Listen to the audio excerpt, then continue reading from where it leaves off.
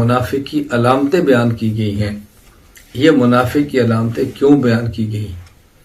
قرآن کریم میں اور احادیث میں جو منافقین کی علامات بیان کی گئی ہیں، تو منافقین کی علامات اس وجہ سے بیان کی گئی ہیں کہ جو شخص قرآن کریم کو پڑھتا ہے وہ قرآن کریم کا خود کو مخاطب سمجھے اور اپنے اندر غور کرے کہ یہ نشانی میرے اندر تو نہیں ہے، پھر اپنی اصلاح کرے۔ یہ علامات اس لیے بیان نہیں کی گئیں کہ قرآن کریم اور حدیث پاک کا مطالعہ کرے اور جس اس میں کوئی نشانی آئے اس پر منافق ہونے کا فتویٰ لگائے۔ فرق ہے نا، ایک یہ کہ ہم علامات نفاق کو پڑھیں اور دیکھیں میرے اندر ہے یا نہیں، ایک علامات نفاق کو پڑھیں تو جس کے اندر دیکھیں اس کو منافق کہہ دیں، کتنا فرق ہے۔ قرآن کریم میں ہے کہ منافق دھوکہ دیتے ہیں، جو خادعون اللہ، یہ دھوکے باز ہے۔ اب کسی کو دھوکہ دیتے ہوئے دیکھیں تو فوراً کہہ دیں منافق ہے، نہیں، اس نے دھوکہ دیا لہذا منافق ہے۔ یہ دیکھیں کہ میں دھوکہ دیتا ہوں یا نہیں۔ کبھی انسان دھوکہ اپنی بیوی کو دیتا ہے، کبھی بیوی اپنے شوہر کو دیتی ہے، کبھی اولاد کو دیتے ہیں، کبھی اولاد والدین کو دیتے ہیں، کبھی ہم دھوکہ دوست کو دیتے ہیں، کبھی ہم دھوکہ بزنس میں دیتے ہیں۔ قرآن کریم تو کہا ہے نا یخادعون اللہ والذین آمنوا، کہ ایمان والوں کو دھوکہ دیتے ہیں۔ تو یہ دیکھیں کہ میں دھوکہ دیتا ہوں یا نہیں۔ ایک قرآن کریم کے اندر ہے منافق کی علامت بیان کی ہے، وَإِذَا قَامُوا إِلَى الصَّلَاةِ قَامُوا كُسَالَىٰ، جب یہ نماز پڑھے تو سستی کر دکھاتا ہے۔ اب کسی کو نماز میں سست دیکھے کہ تو منافق ہے، اللہ نے کہا منافق سستی کرتا ہے؟ نہیں۔ یہ دیکھیں کہ میرے اندر سستی ہے کہ نہیں، اپنے اوپر غور کریں۔ قرآن کریم کہتا ہے لا یذکرون اللہ الا قلیلا، منافق اللہ کا زیادہ ذکر نہیں کرتا۔ اب کسی کو دیکھیں وہ ذکر زیادہ نہیں کرتا، کہہ رہے تو منافق ہے؟ نہیں۔ کسی پر فتویٰ نہ لگائیں، میں اپنے اندر غور کروں کہ میں ذکر شوق سے کرتا ہوں یا نہیں۔ میں شوق سے کرتا ہوں تو ٹھیک ہے، نہیں کرتا تو مجھے فکر ہونا چاہیے کہ میں منافق تو نہیں ہوں، میں ذکر سے کیوں بھٹکتا ہوں، میرا ذکر کو کیوں دل نہیں کرتا، میں شوق سے اللہ کا نام کیوں نہیں لیتا۔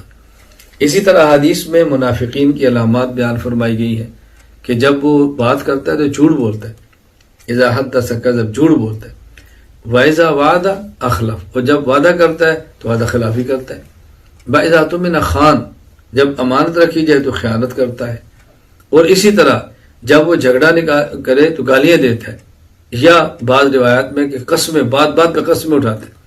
تو جب یہ علامت کسی میں دیکھیں اس پر منافق ہونے کا فتویٰ نہ لگائیں۔ تیسری بات کا خلاصہ کیا ہے؟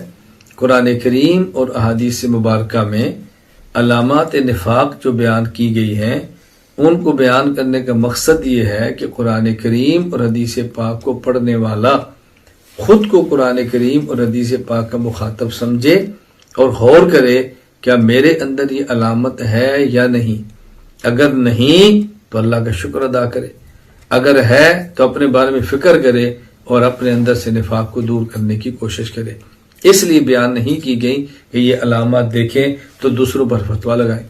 میں اس پر ایک مثال پیش کر دیتا ہوں تاکہ بات سمجھنے بہت آسانی ہو۔ حضرت صدیق اکبر رضی اللہ تعالیٰ عنہ کو ملے حضرت حنظلہ، صحیح مسلم میں روایت موجود ہے، اور حضرت حنظلہ نے کہا ابو بکر مجھے لگتا ہے کہ میں منافق ہوں۔ نافق حنظلہ، کہا کیوں؟ انہوں نے کہا جب میں رسول اللہ صلی اللہ علیہ وسلم کی مجلس میں ہوتا ہوں تو میری کیفیت اور ہوتی ہے، اور جب بیوی بچوں کے پاس آتا ہوں تو میری کیفیت اور ہوتی ہے۔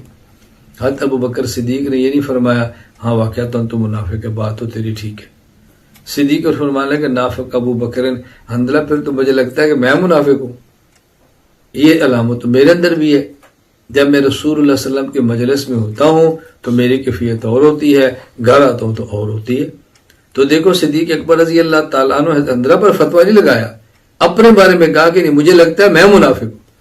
اب ان دونوں نے کہا چلو اس کا حل رسول اللہ صلی اللہ علیہ وسلم سے پوچھتے ہیں۔ یہ دونوں نبی پاک صلی اللہ علیہ وسلم خدمت میں آئے اور آ کر عرض کیا تو اللہ کے نبی کیا فرمانے لگے؟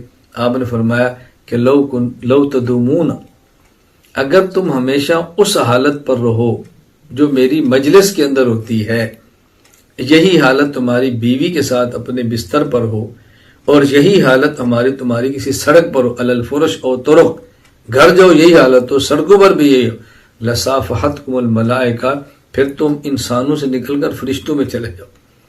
یہ تو فرشتے کا ایمان ہے کہ اس کا ایمان ایک سطح پہ رہتا ہے، اوپر نیچے نہیں آتا۔